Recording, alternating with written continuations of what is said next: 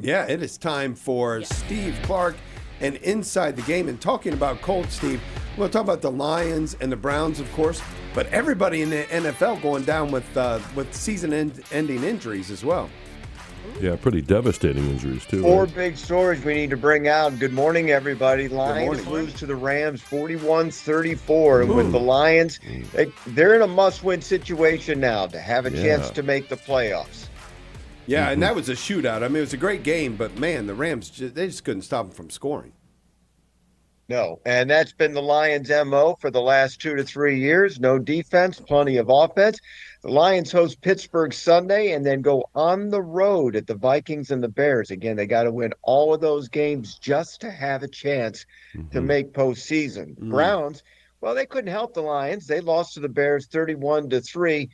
Shedeur Sanders, who we really haven't talked about this a whole lot, but he was named the starter for the rest of the year by Cleveland after a pair of good performances. But yesterday he threw 3 interceptions in the loss and less than 200 yards. Cleveland started the summer with 5 quarterbacks, unheard of. And today they're trying to figure out if they have one at all. Yeah, exactly. a head coach asked if Shador was going to continue starting. He bowed his head and said yes. Like, oh, yeah. What option do we have at this point? Yeah. Not really. He or Dylan Gabriel, who wasn't getting the job done either. So now the injury situations. The Kansas City Chiefs were eliminated from being in postseason after losing to the Los Angeles Chargers 16-13. More importantly, though, Patrick Mahomes tore his left ACL. Ooh. He's not only out for the rest of this season, but the timelines on these type of recoveries normally go into next season as well. In a statement, in part, Mahomes writing, but all we can do now is trust in God and attack every single day over and over again. And that's what it will be for probably the next 365 days. Yeah, that was And then horrific somebody injury. else, another superstar on the defensive end, tore his ACL. We seem to think, now that result should be coming out later today, but Micah Parsons, one of the best defenders in the NFL, traded from Dallas to Green Bay and looked like was going to put Green Bay over the hump in the Central and be a factor for the NFC, may have torn his ACL in a non-contact injury against the Packers. And now everybody is just basically going, well, I guess the Bears are winning it all. I don't know. But actually, the Super Bowl favorite out of the NFC is the aforementioned LA Rams under Matthew Stafford, who is 37 years old and continues to get it done. Could be getting his second Super Bowl with Los Angeles after the trade from Detroit. Wow. That's amazing. Yeah, that'd be great. Now, go ahead, Dave. No, I was just going to say a lot going on in college sports. We can talk about the Heisman, we can talk about the playoffs coming up, but we need to spend just a minute, Steve, talking about what's going on there in Michigan. Well, Sharon Moore is no longer the coach at the University of Michigan. You know this already. The latest news happened on Friday during his arraignment. No plea or anything like that was necessary. Just need to understand that the charges were set against him. Bond was set for $25,000. He was released. Question is, nobody knows exactly where he went, and I'm not sure that it matters. But there is a lot of things going on at the University of Michigan in Ann Arbor. Everybody's pretty much shocked at the firing of the coach, the abrupt firing of what happened. And it's University of Michigan has a rule about dating subordinates. And it not only cost Sharon Moore, but it also cost the president of the University of Michigan just 3 years ago when he was having an affair with a subordinate. He was dismissed from that post as well. I forgot so about that. This happened very, very quickly, of course, out on Wednesday night. The arraignment was on Friday. Michigan is now sort of late in the coaching cycle to try to figure out who will be their next head coach.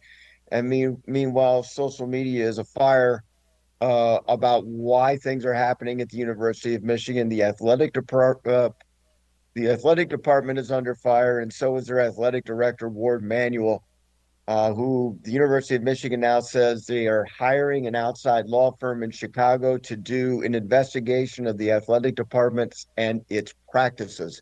So currently the athletic director who is helped leading the search for a new head coach may be in trouble himself in terms of his employment. Yeah, it looks like Wow. troubled times ahead for the AD. Yeah, I wish that would have, because I really like Matt Campbell, who used to be at UT, and he was at Iowa for 10 years. And so somebody had mentioned to me, gee, he should have stayed longer at Iowa. Maybe if when Michigan opened, he could have applied for that job. So I said, well, you don't know that's going to happen. I think he's very happy to have the Penn State job in Happy Valley, and the Cyclones of Iowa. The Cyclones of Iowa State have got their new man as well. Kirk Ferentz, by the way, Pat. Who is it? Who's the new guy? Kirk Ferentz, by the way, at the University of Iowa, is the longest tenured coach in college football, and he announced that he is coming back for the 2026 season. He has been around since 1999. That's amazing. Yeah. So who's the new coach at Iowa State then? I don't remember his name, Pat. Thank you for stumping. There you go, Pat. Sorry, Steve. Stump Steve today. Yeah, Stump Steve Monday. Sorry. Don't worry about that. I just tells me I got to do more notes on the weekend about the Big 12 conference before talking to you. Well, it's just the Matt Campbell connection. I'm more of a person, that I just always liked him. So I just wondered where, what the story was and who was replacing him. So I count on you, Steve. Thank you. And I'm going to count on spending a lot of my time trying to figure out the difference between fact, fiction, and opinion. Because all three of these lines are just blurring on every media report about what's going on at the University of Michigan right now. Oh, yeah. People are seeing opinion as fact. People are seeing purposely mistruths as fact as well. And you got to be able to sift through it and be right, because otherwise society is being poisoned by misinformation. Yeah, that's for sure. It's rampant. And I have to say, as an Ohio State Buckeye fan, and I mean this with all my heart, I hope Michigan gets a good head coach and things can settle down there. Praying for Sharon, his family, my goodness, his wife and his children in particular. What a bad situation is going on there. Hurtful pain everywhere. Don't want that for anybody, and would love to see this settle in just a little bit. So. Steve Clark, always a pleasure, and I'll tell you what, you take us deep inside the game, and that's the kind of insight we need on this Monday.